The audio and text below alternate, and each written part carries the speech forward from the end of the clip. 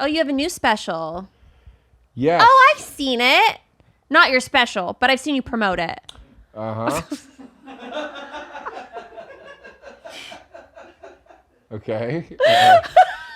I'm so excited to see you tonight. First date, baby. First date, I can't wait. First date. And we're back to another first date, but this time it's a second date with one of my favorites. Why are you looking like that? I'm letting you do the intro. I'm just waiting for you to introduce me. He has a new special out. It's called I Never Promised You a Rose Garden. It's on his YouTube channel now. Give it up for Joe DeRosa. Yes.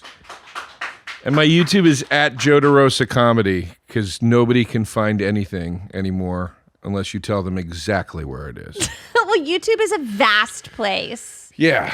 So that's the YouTube. Thank you for plugging that. I appreciate it. Of course. How are you doing? I'm good. How are you? I ate a lot before I got here. Did you bring, what is that? I'm going to tell you, but not yet.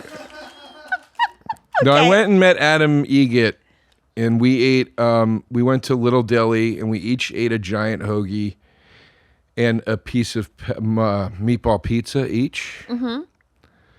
And I'm a little sedated, so I'm trying to get my energy up. Did you have any alcohol? No. This is just you full. This was just a full lunch. But I was thinking about it on the way over here, and I was like, I'm a little tired. But I was like, you know what? If we were on a real date, this is what I would have done before the date, just to show up to even the field. What? No, because you're too hot of a chick. So if I showed up all like, I'm full of energy and feeling good, it would make me look... Then I might think you like me. Yeah, well, I'd look too desperate. I got to show up like, yeah, whatever, lady, let's go. No! No! I would love that you show up with all this energy and you're like excited to see me. I know, I'm just kidding. I will be fine energy-wise. This is a cookie that I was going to share with you. Do you even want it? I brought it for us. But you're full. On the date. I won't say no to a cookie, but if you're full and sedated. Full has never stopped me from cool. continuing to Break eat. me off a piece. No, so I got this. This just looked good at the place. Again, Little Deli. Very good if you're ever up that way. Where is Little Deli? It's a bit north. Oh, wait. What kind of nuts are those? That I don't know. Are you allergic? Hold on. If they're walnuts or pecans, I am. Hold on. Let me see.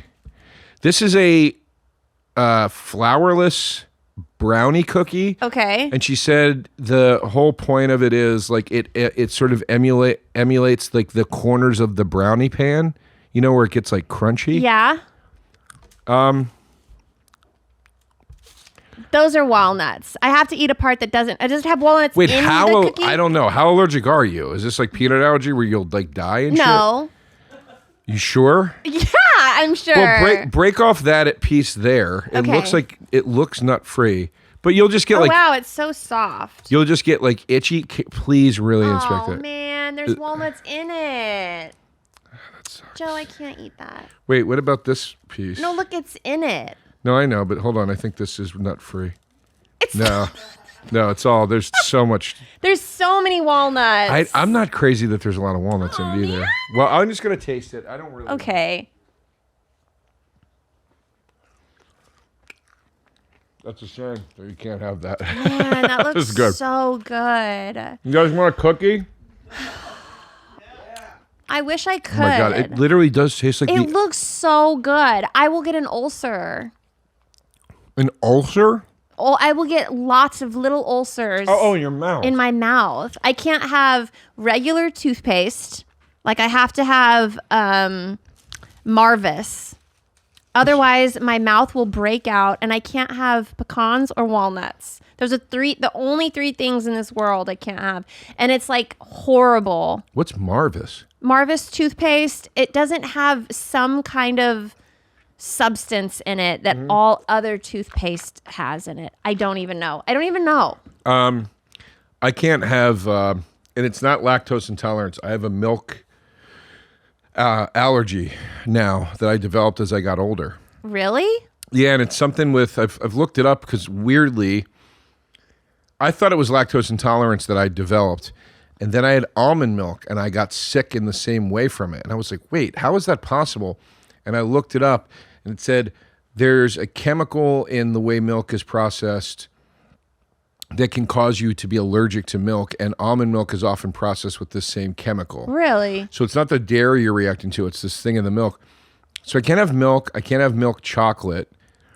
I can eat that for some reason, like, and it won't bother me, but like I can't eat like a Snickers bar.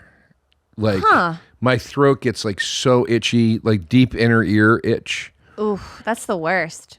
And then if I have enough of it, meaning like a few mouthfuls, like I'll puke. Like it's like it sits in my stomach and it's like, well, no, shit. It sucks. Well, the nut thing sucks for me too because so many desserts are made with pecans or walnuts. It would shock you. Like English toffee is made with pecans. Carrot cake is made with either walnuts or pecans or whatever. You're right. I never realized that. These kinds of cookies,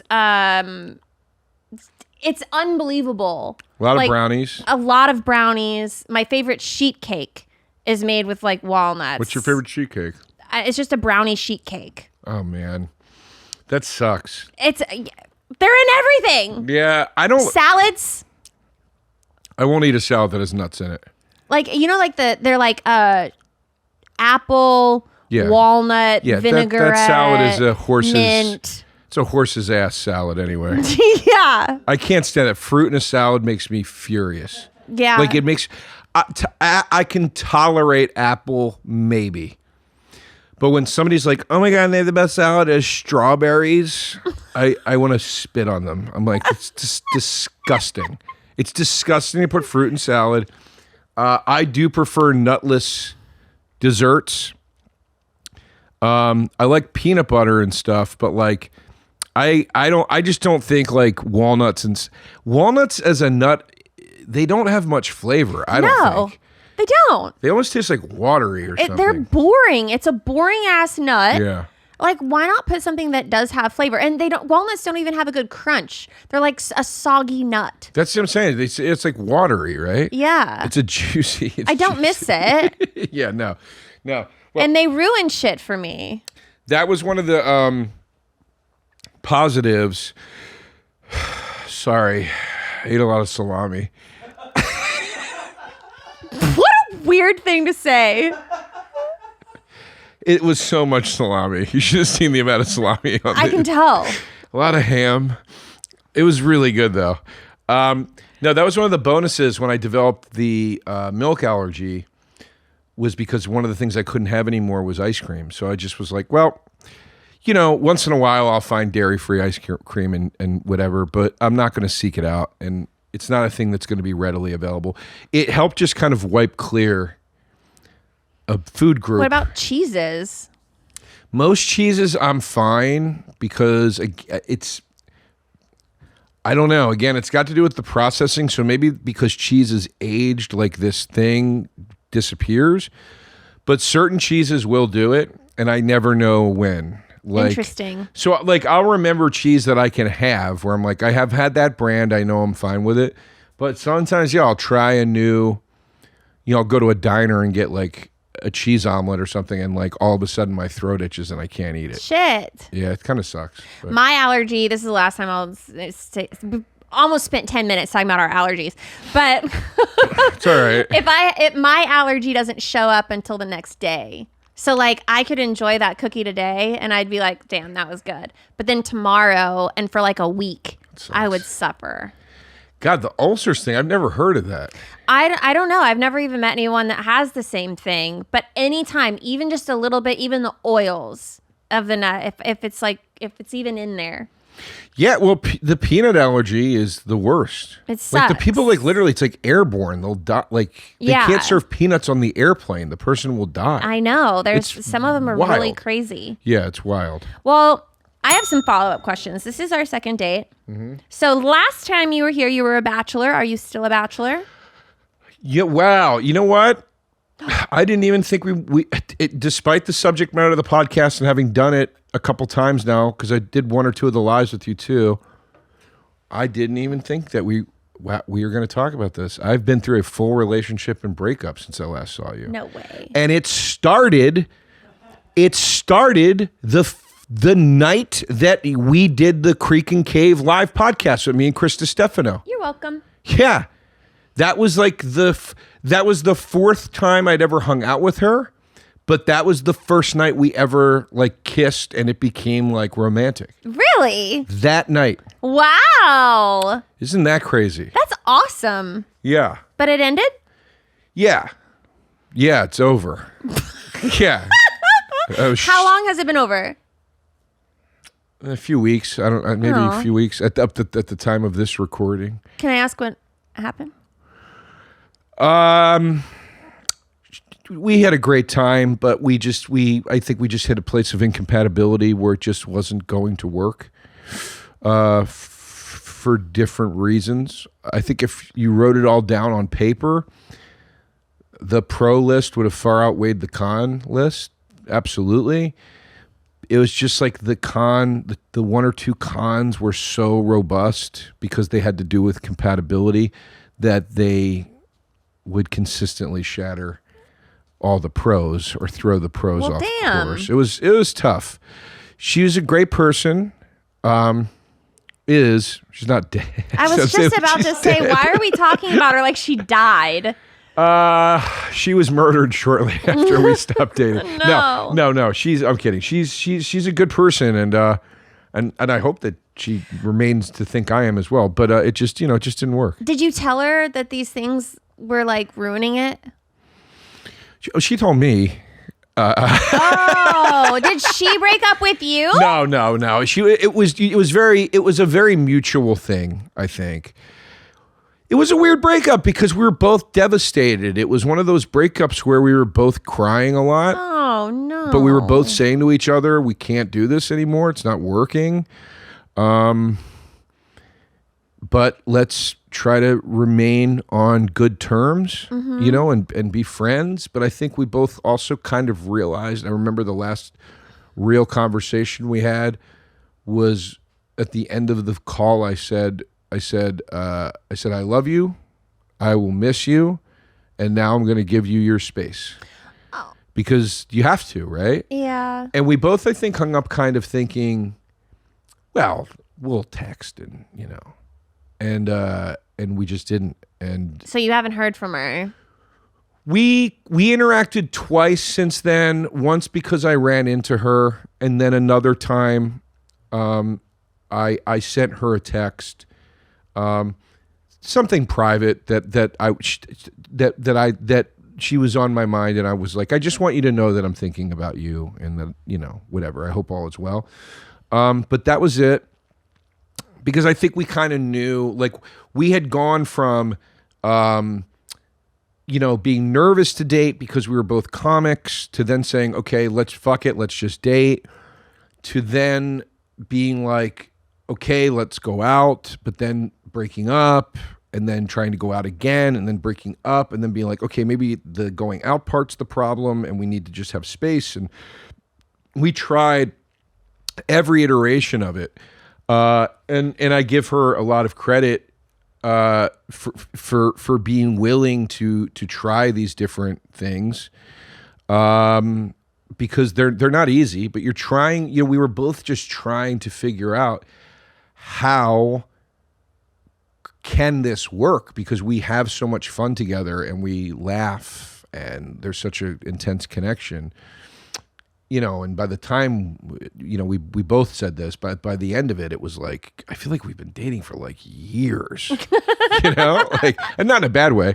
But it just wasn't going to work, at least at this time. And so yeah, it was very mutual. But yeah, it's hard. I mean, I'm not going to sit here and play like the tough guy. It was very hard. Breakups suck sometimes. That's the first time I've ever. I had one or two women in my life that I said the words "I love you" to prior to this person. But when I was with this person, I realized I didn't really mean it. I thought I did with the other person, and I didn't. This was the first person I truly loved, like truly loved. Oh. And I was, I'm 47. It's like late. It was late for me to experience this for the first time. I've been a lifelong bachelor, and I'm on the road and stuff, and and it's funny. Like my friends, who obviously I talked to about my breakup ad fucking nauseum. They'll be like, "What happened this weekend? How was, Lake Tahoe? Meet any chicks?" And I'm like, "No, I don't want to, man." Like, Yeah. like it's like it shifted me, because I had never experienced that. I had never experienced true love, and I'd never experienced a connection, both emotionally and physically, truly with another human being in this way. So it was like. It was hard. The breakup was Well, God, hard. what the fuck went wrong? She had a dick? Like, what's going on? No, that would have been a nice bonus. I mean, she sounds so Then we would have had awesome. something You in fell in common. love. How long did it take you to tell her that you loved her? I remember the night. I don't know the time frame of it, but I remember the night she was dropping me off at the mothership to do a spot, and I go, all right, well, I'll call you later. I love you. And then I was like it just slipped out. Yeah. And she's like, oh, okay, bye, all right.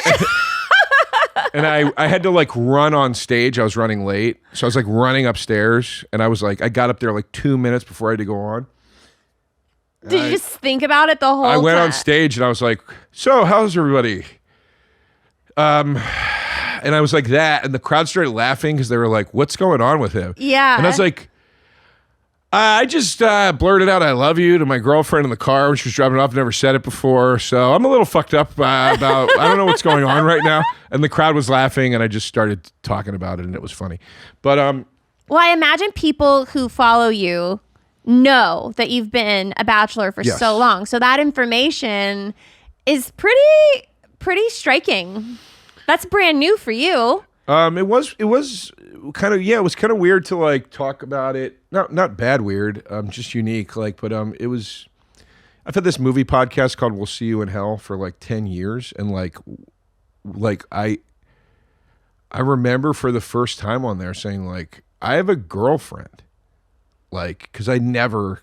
Yeah, you're I like talked forever on there for 9 years. I talked on there about being single and dating and the ups and the downs and all that shit. Yeah. So now that you've had this experience, Yes. does it change? Well, you're my rebound. This is. I'm looking at I'm my a watch good to see rebound. see how long it's been. You're a good rebound. I always like a rebound to be a married woman with a kid. Yeah. I I'm figure a safe place. I go the opposite with a rebound. A lot of people go, hey, let's go frivolous and fun on this rebound. I go, let's bring on more problems. Give me a married woman with a kid. Yeah. Let's complicate it even more. Just get the whole kit and caboodle. Wait, sorry. What was your question? Have I what? Sorry. So now that you've had this experience, Yeah. has it changed your perspective on dating? Yes. Yeah, 100%. So do you think that now you want to meet? So before, your guys would call you when you would travel, and you're like, I don't want to meet a girl. Mm-hmm. Now, are you more interested and open in meeting other women to try to? Yeah, I mean, look, I don't want to sit here and fucking, martyr myself and be like, and be like, I just, if it's not love, I'm not doing. I don't mean it like that. I'm sure there will be flings and whatnot, but it altered my perspective in I feel like it's put me into a very all or nothing headspace. Mm-hmm. What I mean by that is, if I'm in another city and there's a woman in another city that I'm attracted to and she's attracted to me, and she were to say, or we were to discuss, hey, dude, it is what it is.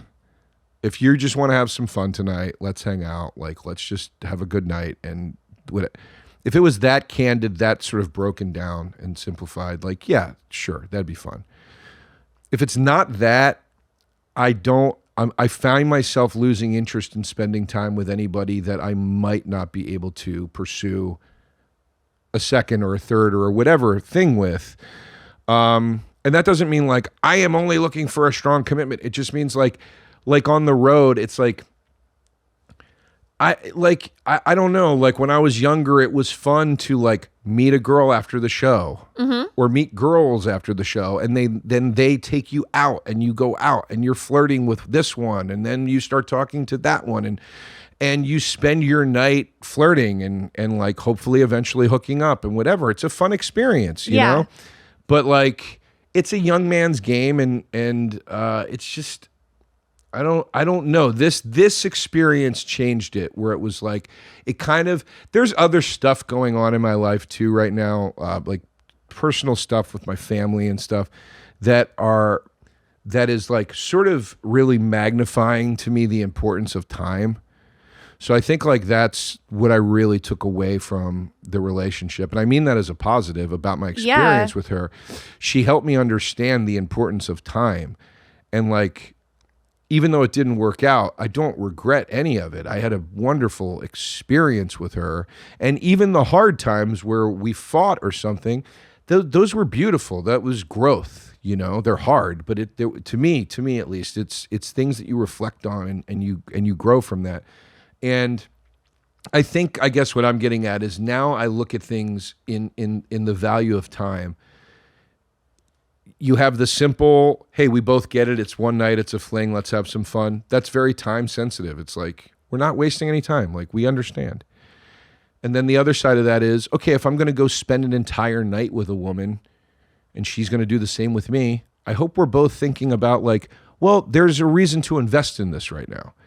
And there's an interest in it potentially going further. And it's like, obviously, if I go on a first date after a show in Reno, Nevada, there's probably not much of a chance of a follow-up date. You know what I mean? Yeah. So I don't know. I guess that's, if that all makes sense. Yeah. Yeah. So do you still think monogamy is insane? Oh, I said that last time, right? Mm-hmm. I don't know. Yeah, I would like to be with somebody that is experimental. I don't know if I would be okay or not with either of us. I theoretically thought I would be okay with the idea of me or the other person sleeping with somebody else. I don't know if I would be good with that. But I definitely would like to be with, I mean, just transparent. I would like to be with somebody who's like a little experimental, like, you know. Yeah. You know. But things change. And I think that's part of the beauty of dating and having different experiences with different people is like right now, you might think that having someone that's experimental would be nice. But then if you fall in love and things are working out, you might not want that later. Yeah. So. Well, the thing that started to affect my take on monogamy was I had, obviously I have dated women that I have been repeatedly attracted to. Like this is not a knock at any person I've ever spent time with. But there was an intensity I had with my girlfriend of attraction that I'm not sure if I even thought it was like humanly possible. You know what I mean? I kind of thought like, I don't know. That was different. That altered me in a way. What was it that captured you? Like what? It was the soul thing. It's like when you think a person's truly beautiful inside and out, when you see them walk into the room, I'll puke what I'm about to say. But the room lights up, you know? Like you see this person come in and every time you see them for the first time. I like this version of Joe. Thank you. This is a great Joe. Thank you. Well, it only took the shattering of my heart and soul to get here, but Yay! But yeah, when you see them, it's, you know what I mean? There's an illumination. But I think that comes from, obviously it starts with physical. It begins there the first time you meet them, the second, third, fourth, fifth time you see them. You know, you go on a handful of dates with somebody and they show up and they're hot to you and you know, and to whoever else. But and you're like, so at first it's just like, wow, she's hot or she's beautiful or she's so cute or whatever it is. And now, and then, I'm sorry. And then eventually, like, as you start to connect to them, like really connect to them, it's like, it's just a different thing. So I think that's what changed. I think that it enhanced, you know? So what were some things that you did differently once you started feeling like your souls were meeting that you didn't do before? You know, I'd lock her in the house. I wouldn't let her go outside. Typical. Yeah. I'd punch a man if he looked at her. You know, stuff like that. Yeah. No, what did I do differently? That's an interesting question. I don't know if I have an accurate answer for that, but I can tell you that there were things I appreciated differently. You know, Dave Attell had this great joke about, it was a long time ago, but he had this great joke about, like, I forget the setup, but the punchline was like sex and murder are essentially the same thing. After you finish either, you're like, I got to get out of here. What the hell was I thinking? Which is so funny. But like that, like idea, like that's an exaggerated version and a very funny version of what I'm talking about. But like that idea or that feeling of, after you finished being like sort of physical and whatever, because you know, usually a date sort of crescendos to that. Mm-hmm. And then once that happens, whether it's somebody you're dating or not, you might often, male or female, feel like, boy, it'd be nice to just kind of sleep in my own bed right now, you know, or boy, it'd be nice to just go home and my dog's there, or whatever it is, you know? And I never felt that with her, not even kind of once. Like, she'd be at my apartment for 4 straight days, and when she left, I was sad. And when she called me an hour later, I was happy. And I remember there was this really, for me, like a really key moment. I don't know if it resonated with her in the same way it resonated with me, but she came and stayed with me when I was in Pennsylvania. And the town that I have a house in Pennsylvania is a very, very fun town. It's super. It looks like Gilmore Girls. Like, there's all these restaurants and bars, and there's water, and it's just really beautiful. And then all my boys live there that I grew up with, like all my closest, oldest friends. Yeah. So it was a Saturday morning. We were going to go out with all my buddies that day. I was so excited about that because I was like, man, because she could hang, she could drink. Like, I was like, this is going to be fun today. Anyway, we woke up in the morning. We had sex. The sex was awesome. And then we were laying there and I just said, how cool is this? And she goes, what? And I go, we get to hang out now all day. And in that moment, I was like, Jesus, like you can feel like this. Like, you can feel like, and I don't mean it crassly. I don't mean like if we had sex in the morning, I would want to go home or not have her there or anything. I don't mean it like that. I just meant like the double excitement of like, how can I be this attracted to this person and then be this excited to hang out with them right after? Like, that was a collision of emotions that I had never experienced. Well, I think it sounds like you guys kind of became best friends. Yes. And I think that's one of the beautiful things about being with someone is when you guys do have so much fun together. Yes. And you want to be with that person. Yes. She made me laugh a lot, and that was very important. Yeah. To me. Was that new for you? No, I dated funny people. But she'd made me laugh like the way like my bros make me laugh. Yeah. You know? People can make you laugh the way, you know, like a comedian makes you laugh or something. Like, and by that I mean socially, the way a comedian makes you laugh. Like, comedians are a lot of the time in conversations are very witty or charming or whatever. And I've known a lot of people that have made me laugh in that way. But like the way your like boys make you laugh, where you're like, fuck you, dude. You know what I mean? Like laughter in a way, like I do this thing with Shane where like I'll be like we'll be drinking and I'll be like, he'll like fuck with me and I'll be like, you just wait, dude. One day I'm gonna fucking come straight at you, man. You better guard your fucking jaw, dude. You know? and then he'll go, oh, please try it, dude. I will fucking end you. And I'll go, I know you will. Because this will end on my own terms. This is about control, not victory. And like we laugh really hard. And I'm like, that's such a dumbass thing you say to one of your boys when you're drinking. It's so stupid. It's like only the two of you get why that's funny. And she made me laugh like that. Like, and it's like, that's not easy to come by, you know? She made me laugh in the way that like getting wasted in my friend Scott's basement and I would hit him as hard as I could in the head with a textbook when he was drunk. But he would want me to do it and he would be laughing even though it hurt. I wouldn't hit her in the head. But my point is like that stupid shit you do with your boys. Yeah.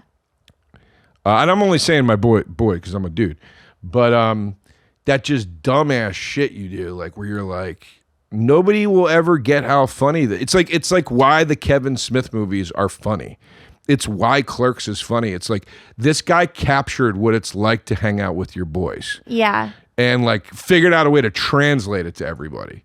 So like that, I'm digressing too much into this point, but that was a really, really cool thing that, you know, she really, really made me laugh a lot. And that's like, you know, that's not easy to find, you know? I don't think, at least. No, it's not. But finding a soulmate isn't easy to do either. It takes a lot of searching, and it sounds like it took you 47 years. To find and lose a soulmate? Yes. Yeah. But you did it. I did it. I can die now. You did it. All right. Next stop, cancer. And we did it. We did life. So. We did what most people do. Go ahead. Sorry. Do you get jealous easily? Yes. What do you get jealous over? Flirting? I mean, I guess like. I'm insecure because of my adoption. I have abandonment issues because of my adoption. You were adopted? Yeah. Oh, I didn't even know that. Yeah. It was just last week, but they're nice people.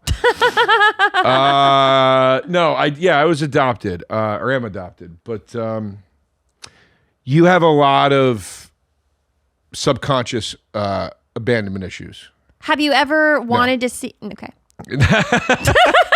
I feel like that's always the follow-up question, right? It is. I just was on another podcast and they asked me that. And I used to have a joke about it when I first started in stand-up. I'd say, every time you say you're adopted, people say, excuse me, did you ever try to look for your real parents? And I say, no, I pretty much took the hint when they abandoned me. Oh. That was a big joke I had when I was a younger man and a younger comedian. So no, I am curious, but not curious enough to go out and seek them. No, it's a lot of work. It's a lot of money. It's a lot of time. And you don't know what the fuck you're going to find. Everybody thinks it's going to be this like field of dreams. No. Moment, you know, where you play catch with your dad for the first time. It's like, these people could be psychos. I don't know. You know what I mean? It could, it's a real Pandora's box that I don't know. If I was if I was adopted, I would do the same thing. I would take the hint. Yeah. And it's like, you know, my parents, they adopted me when I was 9 days old. It's like, that's all I know. They're your parents. Those are your parents. That's what I'm saying. Like, it's like, I don't know anything else. Like, it's like, there's not a moment where I can remember the change. Yeah. No. Yeah. So, yeah.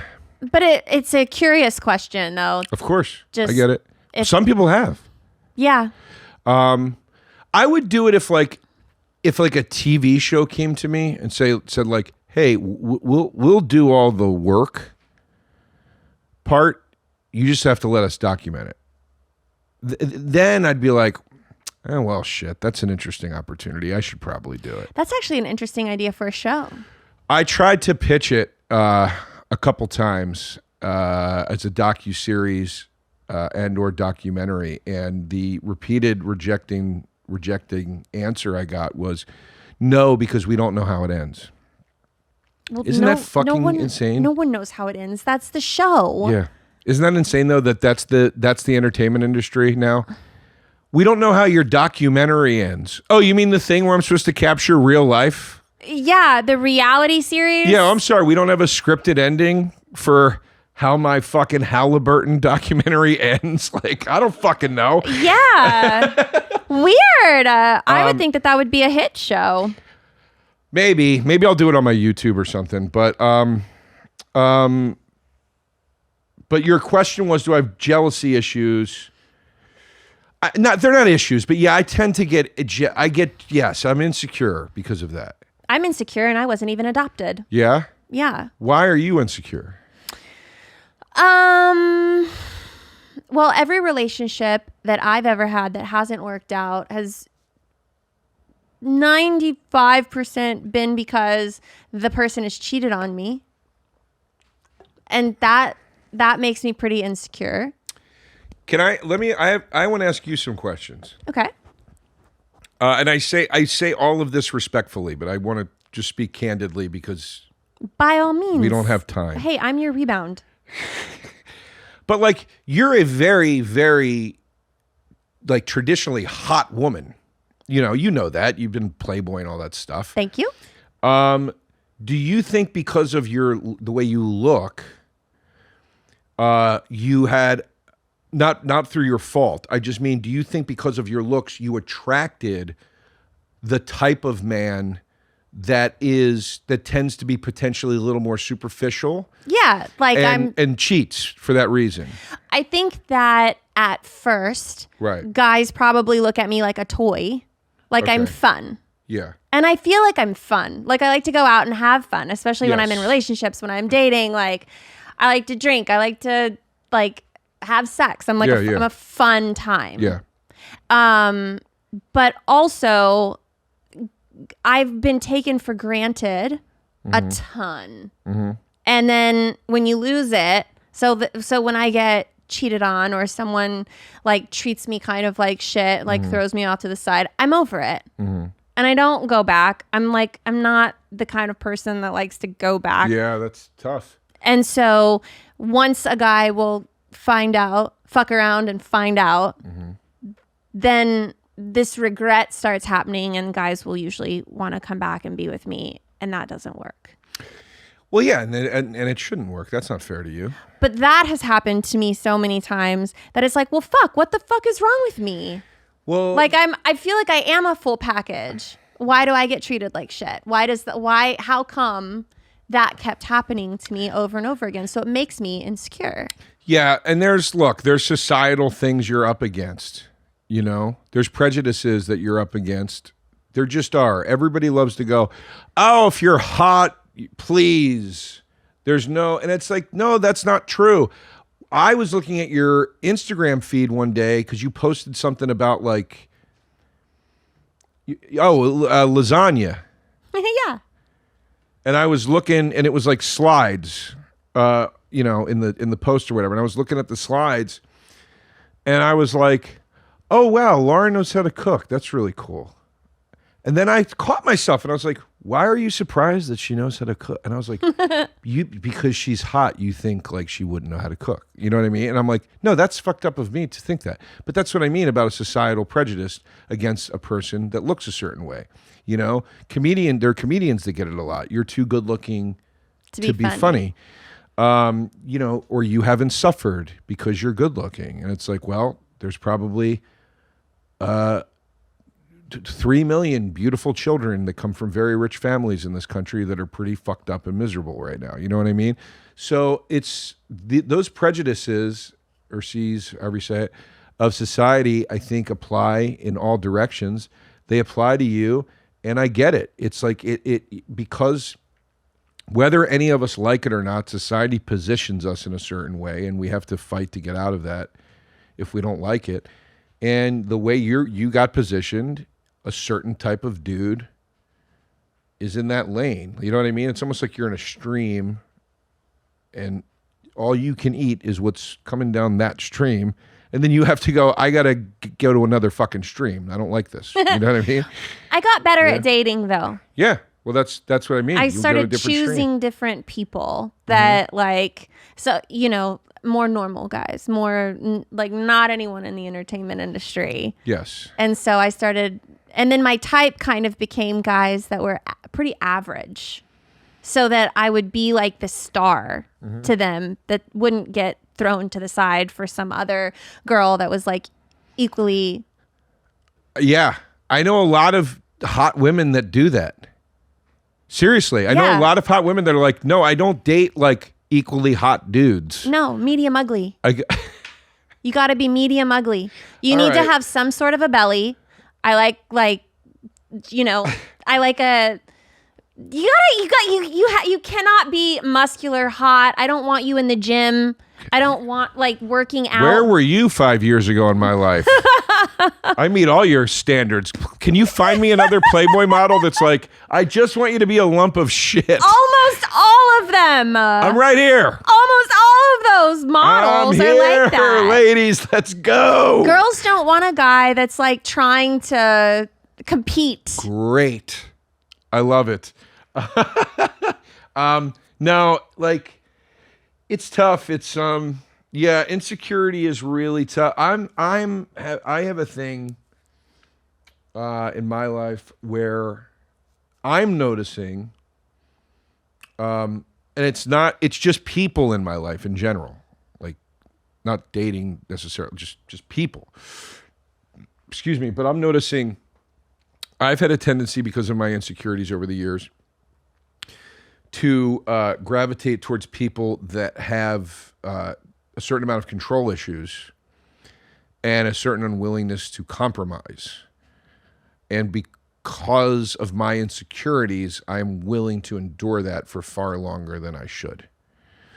And you know what I mean? Mm-hmm. It's a real like light bulb moment I had where I was like, why am I always like, not always, I have a lot of wonderful people in my life, but there are just people here and there where I'm like, why do I find myself in this same weird conflict again, like with a different type of, and I'm like, because it's not a different type of person. It's this type of person. It's a type. It's a type. Yes. Yeah, and you get attracted to the same types of people. Yes. And usually it's not even a physical thing because they could all look somewhat different. Mm-hmm. You know? Well, that's what I'm saying. For me, it's not even romantic necessarily. It's friendships. It's just relationships, period. Yeah. But insecurity will allow you to, gravitate towards a certain type of person and put up with stuff that is not good for you. Yeah. Obviously. But again, like it's even like, not to get too deep or put too fine a point on it, it's even prejudice of me to be surprised that you said you were insecure. You see what I mean?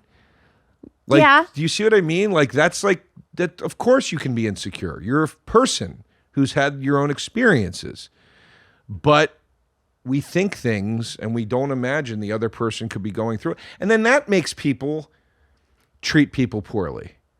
Because they think, well, you don't hurt the way I do, so I got to, in defense of my own self, strike out against you and do a shitty thing, because that's how I protect me, because you're going to do it first. Exactly. And then the other person's like, no, I won't. Yeah. I wasn't going to do anything.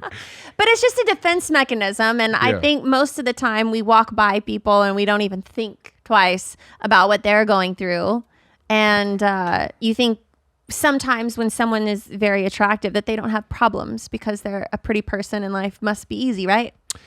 Yeah, and it's all relative too. People think that about I get that a lot from people that aren't in my line of work. Not about my physical looks, about my job. People think because they see you on you know, an episode of Tires, and you get to write for a TV show, and you just performed over here, and there are all these people laughing, and you know, and then you were on this big podcast that they listen to everywhere, whatever it is. They think like, yeah, you just wouldn't get it, man. Like your life, like what are you even worried about, man? And it's like, no, dude, it's a job. My job is just like your job. And my job has headaches and problems and stress. And it makes me feel crappy at times, and it makes me feel good at times. It's a job like any job. But people, they don't, you know, they think, no, there's no way you could possibly ever be down or whatever. Yeah. You know? Yeah. Yeah. So anyway. Well, this has been a very interesting rebounding day. It was heavy, I feel like. I loved it. Oh, good. Okay, good. I loved it too. I like to talk about real stuff. Getting a whole new side of you, and it's such a different side of you compared to the first time that you were on this show. Compared to now, you're like a whole new person.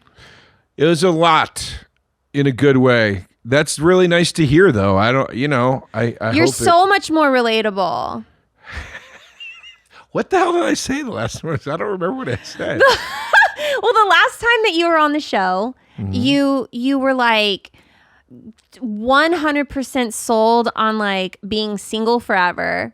Like pretty much. Monogamy was like absolutely insane, no question about it. And you were very set in your ways that your life as a bachelor was the way you were going to spend the rest of your life. Yeah. And you came across as sort of a douchebag. What? Kinda. No. Yeah, because... No, you invited me to a second date at the end. I did, but I wasn't expecting you to not be a douchebag again. Oh. Look, admittedly, I had a few before I came on last time. No, I was at a brunch and I rushed out. But I'm saying that because it was like you hadn't ever had a real girlfriend. Yes. Yeah. And it was like, how do I crack this egg? Mm-hmm. Because you were so in your own world, in your own bubble of like you being single and wanting that life. And it's like, I wanted you to fall. I would have wished that on you, to fall in love, to have an experience, to like understand what a soulmate can feel like. Well, it's like, perhaps I'm not passing the buck here. I had a great time being a bachelor for a very long time. It was very fun. But perhaps as we talk about it, I don't know, maybe I'll learn as I go that some of that was a defense mechanism. But that's what I'm saying. You're so much more interesting, and that you have this experience under your belt. It's like, what's going to come for you next? I'd love to keep following your relationship life because you're probably the most interesting person. Oh, well, thank you. That's a nice compliment. To go from not having a girlfriend I thought you meant at all. that ever lived. The most on the interesting show. On a show. Even though I like to think that everything revolves around me. No, I love doing this show. I feel like I learn. I do not think you're a douchebag. I don't think you're a douchebag anymore either. I never knew you initially did. Well, of course not. I would never tell anyone that. But you're not one, so now I can say my it. impression of you initially was that you. I'm not just tit for tat. No pun intended. Tit for tat? I'm not tit for tatting you right now. Yeah. But my impression of you initially was that I was not aware that you're as deep as you are. Not that I thought you were flimsy or something like that. It was just, I just thought that you kind of just played it very, you know what I mean? Yeah. And I was delighted. It was the second time I saw you. It was probably the live show. That we did. When we did the live show, and you were pregnant. You were very pregnant. You were right at the end, I think. And you were just, there was just I saw a warmth in you. And as we talked backstage and stuff, and I was like, I remember thinking you know what, Lauren's I thought she was cool, but there's a deeper thing there than I think I initially realized.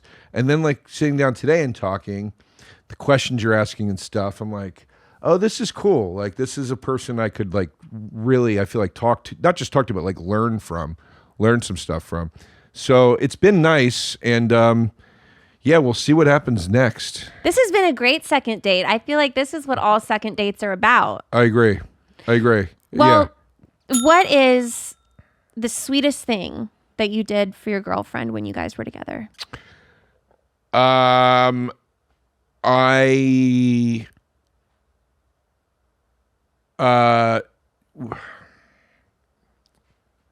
yeah. All right. Yeah. It's probably this. I was supposed to not see her for a few weeks, and I was supposed to be up in Pennsylvania. Pardon me. And she was down here, and I knew she was sad that we wouldn't see each other, as was I. And I had an opportunity to get on a plane to get down here without her knowing. And I called her roommate, and I like set it up with her roommate. And and then her roommate did this thing where she's like, hey, I went to the apartment building and I stood in the hallway, and her roommate did the thing where she's like, there's a package out here. Can you please help me? This box is like huge. And then she came out, and I was saying in the hallway. That was probably. Was she just over the moon? She was. And then we broke up 3 weeks later. Oh, Sorry. Joe! It's too funny to not say. It's too funny to not say. It's unfortunate, but yes, that week was a beautiful week. We had a really nice. Not that we had a bad 3 weeks. It's just. Wow. It was so sweet, and then it ended so sour. No, it didn't end sour. It's just that was my favorite thing that I ever got to do for a person, because that's the exact kind of thing I don't like to do. I don't like to get uprooted when I have a plan in place and then have to go do it, because I'm like, no, then I got to go back down there, and then so like to be able to do that and get over my own bullshit felt really nice. But I feel like I equally should say the sweetest thing she did for me, right? Mm-hmm. Like, I don't want it to be about what I did for her. But yeah, this is such a, it's such a I don't want to say small, like meaning it didn't have meaning. I just mean like it's the little shit that I'm just like, like it really kills me. Yeah. And she was at my house on Valentine's Day, and the doorbell rang, and I was like, who the fuck is that? And I went to the door, and it was a guy with a dozen roses and a box of candy. And she like got it for me just to say like she was being like kind of cute and funny. Like, isn't it funny that I got you candy and flowers? But she also was doing it to be like, I love you. Happy Valentine's Day. And it was like, it was just such a sweet, adorable. I was like, God, man, that's really nice. And then another time when I was sick, she was in Austin and I was in Pennsylvania, and she like was having all this stuff sent to me. Like medicines? It was like different medicines and like ginger shots and turmeric and all. Oh, that is really sweet. Like, and she just was having it like sent, and I like that kind of shit to me is like, wow, that's really like, that's truly like lovely. That is really, really nice. All right. Yeah. All right. Should I not have made the comment that we broke up through? I feel bad I said that now. Why? That's what happened. I know it's what happened, and it was. That's exactly what happened. You showed up. You're like, hi, I love you. And then it lasted for 3 more weeks. God damn. Like, what the fuck? When we were breaking up, we said to each other, we were like, we might be the first couple that actually coaches each other through the breakup. Like, that's how like tight we were. So do you think y'all are going to be like friends? I hope that can happen. Yeah, I hope so. But you can't. This is the thing. I'm sorry. Do we have to go? Am I going on too long Tell here? me. Okay. Give me another 30 minutes. Well, let's cut this in half, and when my next special comes out, you can save. No, the space thing is necessary. It just is. You can't, and I didn't get that. I'm learning all these things for the first time.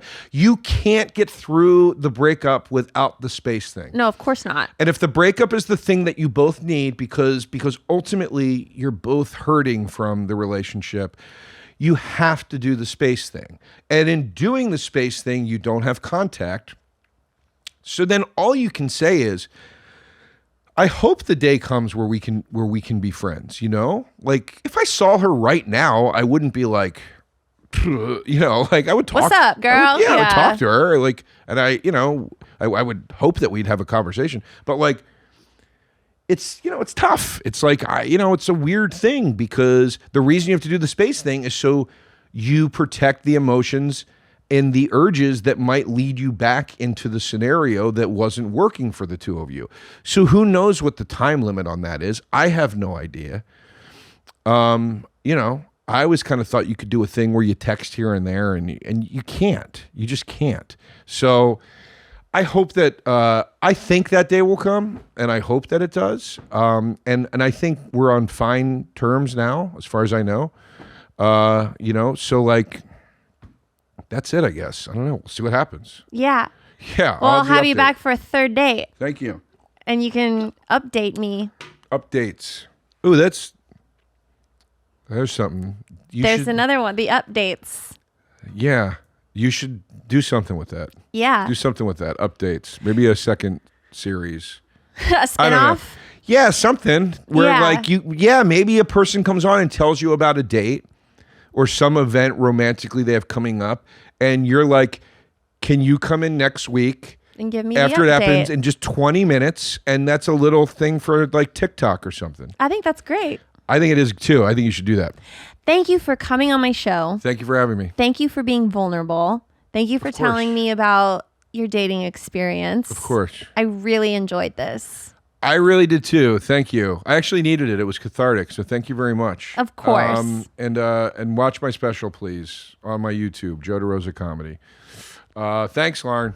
Thank you, guys. Thank you for watching another episode. This one has been very fun. We'll see you next time. First date, baby. Are you really drinking a glass of milk with dinner? First date, I can't wait. You told your mom about me? Just say you're ready. Delete my number?